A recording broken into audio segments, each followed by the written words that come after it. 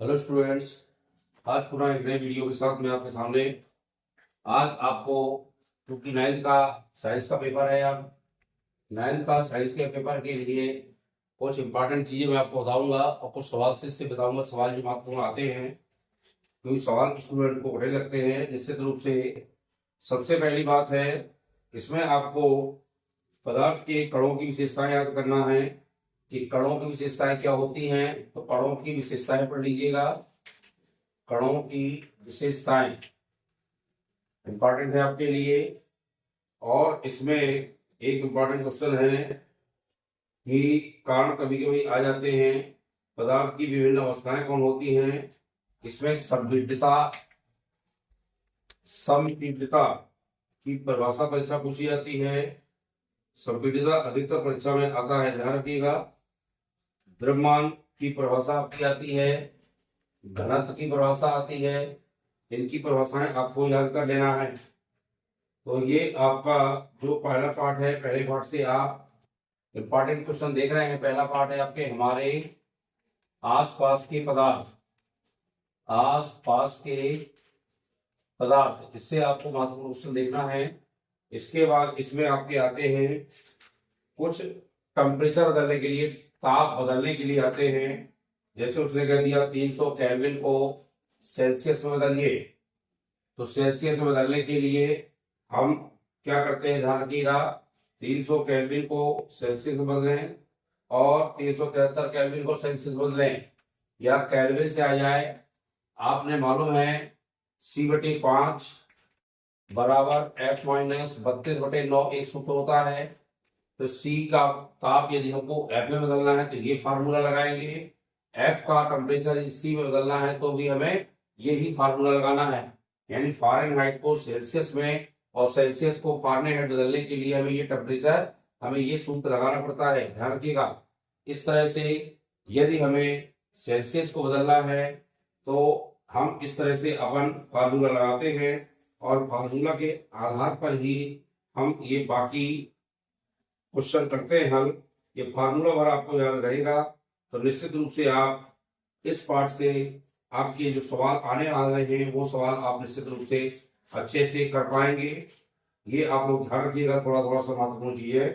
जैसे हमने कहा 250 सेल्सियस, 250 डिग्री सेंटीग्रेड जो ताप है उसको हमें बदलना है, या 573 केल्विन है तो 573 को हमें, यदि हमें 573 को केल्विन सेल्सियस बदलना है तो सेल्सियस बदल देंगे। इसका फार्मूला होता है K माइनस 273। यदि K माइनस 273 हमने कर दिया तो निश्चित रूप से हमारा सेल्सियस का टेम्परेचर हमको ज्ञात हो जाएगा। K माइनस 273 में सेल्सियस का टेम्परेचर हमें ज्ञात होता है। मान लो केल्विन बदलना है तो 273 में हम C को जोड़ देंगे तो 273 प्लस C कर देंगे। यदि 273 प्लस C तो हमारा केल्विन का टेम्परेचर निकल आएगा, इससे सेल्सियस का टेम्परेचर निकलता है। इस प्रकार से आपको ये टेम्परेचर जो है वो निश्चित रूप से बदलना सीखना है। ये परीक्षा में अधिकतर पूछा जाता है। अगला इसमें क्वेश्चन आता है गलनांक और क्वथनांक में अंतर। तो गलनांक और क्वथनांक देख लीजिएगा, गलनांक क्वथनांक में क्या अंतर है ये ध्यान रखिएगा। इसके बाद वाष्पीकरण किसे कहते हैं, परिभाषा के अंतर्गत वाष्पीकरण, वाष्पीकरण बिल्कुल सरल है, ये आप लोग टेम्परेचर देख लें। लेकिन ये जो टेम्परेचर आपको बदलने के लिए जरूर अच्छे से देखें, ये परीक्षा में आना ही है। फिर बता दूं मैं आपको कि सेल्सियस को यदि फ़ारेनहाइट में बदलने को आता है तो C/5 बराबर F माइनस 32/9 लगाना है। यदि C को केल्विन को कहता है C में बदलो तो C बदलने के लिए C मतलब सेल्सियस, तो 273 में बढ़ा देना K का मान। जैसे K का मान कितना है, 300 है, तो 300 में 273 उठाएंगे तो हमारा सेल्सियस का टेम्परेचर आ जाएगा। ये आपका 273 केल्विन दिया है। यदि केल्विन को कहता है सेल्सियस बदलो तो आपको वही करना, K माइनस 273 करना है। और यदि सेल्सियस को कहता है केल्विन बदलो तो 273 में आपको C यानी सेल्सियस को जोड़ देना है तो हमारा K का मान आ जाएगा। इस प्रकार से इन क्वेश्चनों को आपको याद करना है। एक क्वेश्चन याद करना है, गर्मियों में हमारे कपड़े जल्दी क्यों सूख जाते हैं। गर्मियों में हमारे कपड़े जल्दी क्यों सूख जाते हैं, ये क्वेश्चन महत्वपूर्ण है। ये क्वेश्चन भी आपका इस पार्ट से पूछा जाता है। अगला क्वेश्चन आता है ऊर्ध्वाधर परिभाषा। ऊर्ध्वपातन यानी बिना द्रव में बदले सीधे गैस में बदलना ठोस का, ये ऊर्ध्वपातन होता है। तो ये आपको याद करना है। ठोस द्रव गैस में अंतर पढ़ लीजिएगा कि ठोस द्रव और गैस इनके गुण पढ़ लें और इनमें अंतर देख लीजिएगा। ये परीक्षा में प्रश्न पूछे जाते हैं। एक मैंने प्रश्न बता दिया आपको, संपीड़ितता के साथ एक प्रश्न और तरलता क्रिया करना है। ये भी परीक्षा के लिए वेरी मोस्ट क्वेश्चन है। तो ये आप क्वेश्चन देख लेंगे तो हमारे आपसे पहला पार्ट बन जाएगा। पहले पार्ट के बाद दूसरा पार्ट आता है हमारे आसपास के शुद्ध पदार्थ। क्या आता है? दूसरा पार्ट जो है हमारे आसपास के शुद्ध पदार्थ। इससे भी आप देखिए इंपॉर्टेंट क्वेश्चन बता दूं मैं आपको। इसमें आपको समांगी और विषमांगी मिश्रण की परिभाषा और उदाहरण करना है। समांगी एवं विषमांगी मिश्रण इनकी परिभाषा और उदाहरण याद करना है। और जब परिभाषा उदाहरण याद हो जाएंगे तो इनमें आपको अंतर भी वही लिखना है जो परिभाषा उदाहरण लिखेंगे। तो आप ये अच्छे से याद कर लें। इसके बाद एक परिभाषा आपको निक्षेपण याद करना इस पाठ से। इसकी याद करना है निक्षेपण और निलंबन इनकी परिभाषाएं और गुणधर्म। तो निलंबन का गुणधर्म और परिभाषा याद कर ले। इसके अलावा मिश्रण और यौगिक में अंतर, मिश्रण एवं यौगिक में डिफरेंस याद करना है यानी अंतर याद करना है। तो ये भी आप इस पाठ से अच्छे से देख लें। कोलाइड के गुणधर्म, कोलाइड क्या है, कोलाइड क्या है और इसके गुणधर्म क्या याद करना है, गुणधर्म याद करना है। तो ये पाठ अच्छे से देख लेंगे तो निश्चित रूप से आपसे पाठ बनेगा। इसमें कौन सी धातुओं में कोई धातु आ जाती है, कौन शुद्ध पदार्थ है और कौन शुद्ध नहीं है, उनको छांटने के लिए रहता है। कुछ धातुएं आएंगी तो शुद्ध अशुद्ध छांटने को आ जाता है। ये भी आपको इसमें ध्यान रखना इस पाठ से। ये क्वेश्चन तैयार करेंगे तो निश्चित रूप से आपका ये पाठ अच्छे से तैयार हो जाएगा। तत्व योग मिश्रण आप पढ़ने, तत्व भी इसके अंदर पढ़नी, तत्व योग में अंदर पढ़ना है और तत्व यौगिक मिश्रण की परिभाषा भी पढ़ना है। क्या पढ़ना है? तत्व यौगिक और मिश्रण की परिभाषा इस पाठ से पढ़ लेना है। तो दूसरा पाठ आपका बहुत अच्छे से कंप्लीट हो जाएगा। तीसरे पाठ में चलते हैं हम। महत्वपूर्ण 9th में ध्यान रखते हैं क्योंकि आपको मंडे का पेपर होने वाला है साइंस का, इसलिए अभी इसमें क्वेश्चन नोट्स बता रहा हूँ। इन क्वेश्चनों को कल के पेपर के बाद पढ़ना शुरू करें तो निश्चित रूप से आप इन क्वेश्चनों को पढ़ेंगे तो पेपर बहुत अच्छा कर पाएंगे। परमाणु एवं अणु मैंने 11वीं में क्वेश्चन नोट्स बताए थे, सभी एक तरफ से आए हैं। और ऐसे ही आप 9th के पेपर में बता रहा हूँ तो 9th के क्वेश्चन भी सब परीक्षा में आना चाहिए। आप इसमें पहला क्वेश्चन याद करें, अणु और परमाणु में अंतर। क्या याद करना है? पहला क्वेश्चन याद करना है अणु और परमाणु में अंतर पढ़ने अच्छे से। दूसरा पढ़ना है समस्थानिक और समवारिक इनकी परिभाषाएं और उदाहरण। वेरी मोस्ट के क्वेश्चन बहुत आता है। समस्थानिक यानी ऐसे तत्व जिनके की स्थान क्या होते हैं, समान होते हैं। एक ही प्रकार के ऐसे तत्व जिनके की परमाणु क्रमांक समान एवं परमाणु भार भिन्न भिन्न होते हैं वो समस्थानिक कहलाते हैं। और विभिन्न प्रकार के ऐसे तत्व जिनके की परमाणु क्रमांक भिन्न लेकिन परमाणु भार समान होते हैं वो समभारिक कहलाते हैं। ये आप क्वेश्चन अच्छे से याद कर लें और इनकी परिभाषाएं भी अच्छे से देख लें। इसके बाद इसमें आता है द्रव्यमान संरक्षण का नियम। ये बहुत अच्छे से पढ़ना है, द्रव्यमान संरक्षण का नियम। इन क्वेश्चनों को देख लेंगे तो मेरी समझ से आप बहुत अच्छा प्रिपेयर कर पाएंगे। रासायनिक सूत्र की परिभाषा, रासायनिक सूत्र की डेफिनेशन आपको पढ़ लेना है। इसके बाद कभी कभी में आ जाता है कि इकाई द्रव्यमान याद करना है। कोई भी यौगिक दे देगा तो यौगिक का इकाई द्रव्यमान याद करने के लिए इकाई द्रव्यमान में क्या करते हैं बता दें आपको। जैसे कोई भी आपका यौगिक दिया है उस यौगिक के सबके परमाणु भार लिखेंगे और सबसे जोड़ देंगे। मान लो हमने NaCl का इकाई द्रव्यमान याद करना है। इसका परमाणु भार सोडियम का देखें, सोडियम का होता है 23 क्लोरीन का होता है 35.5 और इन दोनों को जोड़ दोगे 58.5 क्या रहेगा इसका आणविक द्रव्यमान निकल आएगा। मान लो आ गया H2O का निकालो। H2O में क्या है, यहाँ पे 2 है, H का होता है 1, तो 1 गुणे 2 ऐसा कहेंगे, और धन आपके इनका 16, तो 16 में 2 जोड़ देंगे कितना हो जाएगा 18। ये H2O का द्रव्यमान कितना निकल आएगा 18, ये निकल आएगा 58.5। इस प्रकार से द्रव्यमान निकालते हैं। ध्यान रखिएगा, द्रव्यमान संरक्षण के नियम के बाद एक पढ़ना है आपको स्थिर अनुपात का नियम। क्या पढ़ना है, स्थिर अनुपात का नियम। ये कुछ नियम आप अच्छे से देख लें तो आप ये अच्छे से पेपर आपसे बन जाएगा। इस पार्ट से सूत्र लिखने के लिए आते हैं। यौगिक के नाम लिखेंगे और यौगिक का सूत्र आपको लिखना पड़ेगा। मान उसने क्या दिया, एल्युमिनियम क्लोराइड। क्या क्या दिया, एल्युमिनियम क्लोराइड। इसका फॉर्मूला लिखना, आपको नहीं करना, इतने में एक नंबर मिल जाना है। तो हमें सबके, यदि हमें सबकी संयुक्ता याद है तो तुरंत हम सूत्र लिख सकते हैं। जैसे एल्युमिनियम की संयुक्ता 3+ होती है, क्लोराइड की -1 होती है, तो इसकी इंटरचेंज ऐसी रहती है, तो Al सूत्र बनेगा AlCl3। और मान लो सोडियम कार्बोनेट, क्या जाए सोडियम कार्बोनेट, तो कार्बोनेट क्या होता है CO3- के 2 होते हैं, सोडियम प्लस का 1 होता है, तो सूत्र लिखने के लिए इसकी संयुक्ता चेंज लगती है, बताया था। तो Na के साथ 2 यहां लगेगा, इसकी 2 है, और CO3 इसकी 1 है, तो 1 लिखी ली जाती। इस तरह से आपके सूत्र लिखते हैं। तो सूत्र लिखना परीक्षा में बहुत आता है। मान लो कह दिया कैल्शियम क्लोराइड, क्या कह दिया कैल्शियम क्लोराइड, सूत्र लिखने की परीक्षा में जरूर आएंगे, 100% आएंगे। तो कैल्शियम का 2+ होता है, क्लोराइड -1 होता है, तो इंटरचेंज लगेगी, संयुक्ता क्या बन जाएगा CaCl2। Cl की जो 1 है वो लिखी नहीं गई, और Ca की जो 2 है Cl के साथ लग गई। इस तरह से आपके सूत्र लिखने को बच्चा पूछेगा तो आप सूत्र लिखाएंगे, ठीक है ना।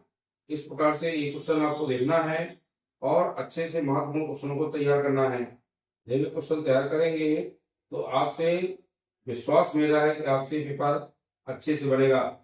आणविक द्रव्यमान निकालने के लिए मैंने दे दिया है, तो आणविक द्रव्यमान निकालने को आता है, कोई भी आणविक द्रव्यमान निकालने को आए तो सबके परमाणु भार लिखना है, और परमाणु भारों को एक दूसरे के साथ जोड़ देना है। जैसे जोड़ोगे तो उसका अणु द्रव्यमान या इकाई द्रव्यमान उसका निकल आएगा। इकाई द्रव्यमान निकालना अच्छे से, माने हमने क्या दिया, C का 6, H के 12, O के 6 का इकाई द्रव्यमान निकालो, या परमाणु द्रव्यमान। तो हम देख लें, यहाँ C के कितने 6, यहाँ कार्बन का होता 12, तो 12 गुणे क्या करना पड़ेगा 6। अब ये इससे जुड़ा है तो यहाँ प्लस लगाएंगे। ये 12 है, हाइड्रोजन का होता है 1 गुणे 12 लिखना पड़ेगा। ऑक्सीजन का 16 होता है, लेकिन 6, 12 गुणे 6, 12 छंग 72, 12 एकम 12, 12 छंग नहीं, ऑक्सीजन का होता 16, ऑक्सीजन कितना होता है 16, तो 16 छक्का 96 कितना होगा, और यहाँ 12 छंग 72, इनको सबको जोड़ देंगे तो इसका द्रव्यमान 6 2 8 2 10, आपके 1 10 11 1 12, तो इस तरह से इसका 12 छंग 72, 2 4 6 4 10 की शून्य हाथ क्या है 1, 8 9 9 18, तो 180 क्या निकल आएगा इसका, ये परमाणु द्रव्यमान निकल आएगा। ये इसको कहते हैं इकाई द्रव्यमान। तो इस तरह से आपके इस पार्ट से महत्वपूर्ण क्वेश्चन है। तो तीसरे तरह की क्वेश्चन भी आपको अच्छे से ये पढ़ने हैं जो मैंने बताए हैं। अगला आता है चौथा अध्याय। मैं भी आज क्वेश्चन कुछ पार्ट में बता दूंगा, कल कुछ बताऊंगा, और निश्चित रूप से परसों आपको सवाल बताएंगे ताकि आपसे सवाल भी इस पार्ट से अच्छे से बन रहा है। अगला पार्ट आता है चौथा, परमाणु संरचना। इस पार्ट से इम्पोर्टेंट क्वेश्चन आप देख लें अच्छे से। इसमें आपका थॉमसन का परमाणु मॉडल आता ही है। क्या आता है, थॉमसन का परमाणु मॉडल। ये क्वेश्चन वेरी मोस्ट है आपका इस पार्ट से। कैथोड किरणें क्या है, इसके गुण, ये आपका अभी भी पढ़ेंगे 11th में, यदि आपने लिया है तो 11th में भी पढ़ेंगे। कैथोड किरणें क्या है, इनके गुण पढ़ना है। ये आपको क्वेश्चन अच्छे से याद कर लीजिएगा। इनके इलेक्ट्रॉनिक वितरण लिखने को आते हैं बोहर-बरी के अनुसार। इनके इलेक्ट्रॉनिक वितरण बोहर-बरी नियम से इलेक्ट्रॉनिक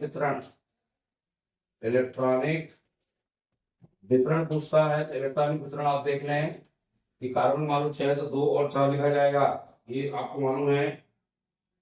जैसे सोडियम का होता है परमाणु क्रमांक क्या 11, इसको लिखने के लिए बोहर ने बताया था पहले कक्षा में 2 इलेक्ट्रॉन होते हैं, उसके बाद 8, तो 8 तो 10 हो गए तो बचा एक, तो एक अंत में कर देंगे। इस तरह से वितरण लिखने को आता है, तो वितरण भी आपसे बनना चाहिए। अगला जो इंपॉर्टेंट है, परमाणु मॉडल का चित्र कहता है, परमाणु मॉडल का चित्र पूछ लेता है, चित्र आपको होना चाहिए। परमाणु मॉडल चित्र वही है, आपकी कक्षा में दिखा देना, के एलिमेंट को दिखा दिया।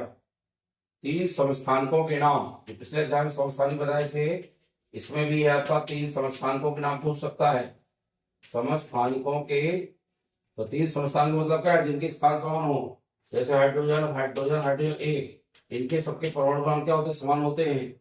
ये एक आएगा परमाणु भार, यहाँ 2 आएगा, यहाँ 3, ये कहलाएगा प्रोटियम, ये ड्यूटेरियम, ये कहलाएगा ट्राइटियम। 3 समस्थानिक होते हैं, इनके नाम अच्छे से आप देख लीजिएगा, या क्लोरीन के रूप में कोई पूछ सकता है, तो समस्थानिक के नाम आप अच्छे से पढ़ लें। रदरफोर्ड परमाणु मॉडल की सीमाएं, वेरी इंपॉर्टेंट। रदरफोर्ड परमाणु मॉडल की सीमाएं मैं बता दूं आपको, एक शब्द आता है सीमाएं, सीमाएं मानो का कमियां, बच्चे समझ नहीं पाते, तो सीमाओं का अर्थ होता है इसकी कमियां क्या हैं, तो कमियां आपको इससे पढ़ लेना, इसकी कमी क्या है ये आप देख लेंगे। इसके बाद इंपॉर्टेंट क्वेश्चन आपका समस्थानिक संभावित, मैंने इस पार्ट बता दिया, इसमें भी मोस्ट है, इस पार्ट में भी समस्थानिक संभावित आता है। रदरफोर्ड परमाणु मॉडल के निष्कर्ष, रदरफोर्ड परमाणु मॉडल के निष्कर्ष कौन कौन से हैं, तो आपको इससे निष्कर्ष देख लेना, इसका चित्र भी देख लेना है कि कहाँ इसके जाते हैं, इसमें आप अच्छे से इसको पढ़ लें। और एक क्वेश्चन पढ़ना है समस्थानिक संभावित में अंतर, क्या पढ़ेंगे, समस्थानिक और संभावित में डिफरेंस क्या है, इन दोनों में अंतर क्या है, ये आप अच्छे से देख लें। इन क्वेश्चनों को देखेंगे तो आपसे 4 पार्ट बन जाएगा। 4 पार्ट में महत्वपूर्ण क्वेश्चन आपको बताए हैं। अगला पार्ट आता है जीवन की मौलिक इकाई, मैं 5 पार्टों का बता रहा हूँ, टोटल पार्ट आपको पता है, तो कुछ पार्ट आज बता देता हूँ, कुछ पार्ट के इंपॉर्टेंट का बता दूंगा। कल आप परीक्षा के जब आए उन क्वेश्चनों को देखे, कल आपका पेपर सोशल साइंस का होगा, कल पेपर के बाद आप देखना शुरू करें। 5वां अध्याय जीवन की मौलिक इकाई, क्या पाठ है, जीवन की मौलिक इकाई, इससे इंपॉर्टेंट क्वेश्चन आप देख लें। इसमें तो 2 में से एक क्वेश्चन जरूर आएगा, प्राणी या जंतु कोशिका, जंतु कोशिका या पादप कोशिका का नामांकित चित्र जरूर पढ़ने अच्छे से। जंतु या पादप में जरूर आ जाता है का नामांकित चित्र, जंतु कोशिका और पादप कोशिका अच्छे से आप पढ़ें, इनके चित्र अच्छे से सीख लें। इसके बाद आता है आपका, इसमें कोशिका की खोज किसने की, कोशिका क्या है, इसकी खोज किसने की, तो ये पढ़ना है आपको। हरित लवक के कार्य पढ़ना है, लवक आया चाहे हरित लवक आया एक ही है, हरित लवक के कार्य इससे पढ़ लेंगे आप। गॉल्जी बॉडी यानी गॉल्जी उपकरण के कार्य, चाहे उपकरण आ जाए चाहे बॉडी आ जाए, इसके भी आपको कार्य पढ़ना है। वेरी इंपॉर्टेंट क्वेश्चन, जंतु एवं पादप कोशिका में अंतर, यदि चित्र नहीं आएगा इस पाठ से तो अंतर जरूर पूछेगा, अंतर कमाते हैं ये ध्यान रखिए, चित्र ज्यादा पूछा जाएगा इस पाठ से। इसके बाद लाइसोसोम के कार्य, लाइसोसोम के कार्य ये भी पढ़ना है। एक क्वेश्चन आता है लाइसोसोम को आग हत्या की थैली क्यों कहते हैं, ये पढ़ना है। माइटोकॉन्ड्रिया को बिजली घर क्यों नाम दिया जाता है, तो माइटोकॉन्ड्रिया को बिजली घर क्यों कहते हैं, ये आप पढ़ लें। अगला इंपॉर्टेंट क्वेश्चन, प्रोकैरियोटिक एवं यूकैरियोटिक, यूकैरियोटिक कोशिका में अंतर, कोशिका में अंतर, तो प्रोकैरियोटिक और यूकैरियोटिक कोशिका में आपको अंतर अच्छे से देखना है, ये बहुत इंपॉर्टेंट क्वेश्चन है। सभी क्वेश्चन परीक्षा में पूछे जाते हैं। एक क्वेश्चन आता है, कोशिका को जीवन की संरचनात्मक एवं क्रियात्मक इकाई क्यों कहते हैं? तो कारण आपको देख लेना है। जीवन की संरचनात्मक एवं क्रियात्मक इकाई क्यों कहते हैं, ये आपको अच्छे से देखना है। 5 पार्ट के इंपॉर्टेंट क्वेश्चन मैंने बताए हैं 1 से 5 तक के, और 1 से 5 तक के क्वेश्चन जो महत्वपूर्ण हैं इनको पूरा पढ़िएगा और इनको देखेंगे तो निश्चित रूप से आपसे ये इंपॉर्टेंट क्वेश्चन देख लिख के जाएंगे, याद करके याद तो आपको होंगे, सिर्फ इनको अच्छे से देखना है। इन क्वेश्चनों को देखकर जाएंगे तो मेरी समझ से आपसे ये पार्ट बहुत अच्छे से बन जाएगा। और इन पार्टों को देखें, 5 के बाद 6 से मैं कल आपको महत्व बताऊंगा और परसों कुछ महत्वपूर्ण सवाल बताऊंगा आपको, वो आपको सीखना है। बहुत बहुत धन्यवाद। वीडियो को लाइक शेयर करें और कमेंट करें, जिससे कि हम और अपने दोस्तों को भी शेयर करें ताकि वो भी इसका फायदा ले सकें। बहुत बहुत धन्यवाद।